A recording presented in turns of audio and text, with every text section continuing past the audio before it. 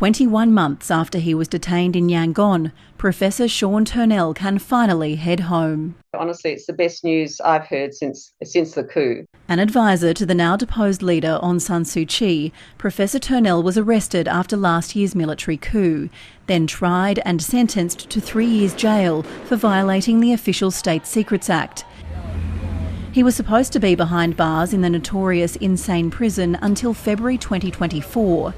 This all comes by surprise to the extent that Myanmar is very unpredictable. Former British Ambassador Vicky Bowman and her husband, Burmese activist Tain Lin, as well as Japanese filmmaker Toku Kubota, are also on the list to be let out. The decision, Myanmar says, came after diplomacy and goodwill between countries.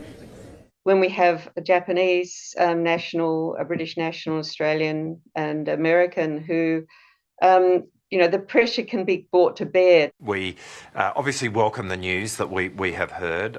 This is good news. We've been very focused on advocating on behalf of Professor Turnell for a long time now. They've raised Sean's case whenever they can diplomatically, and you've seen the results.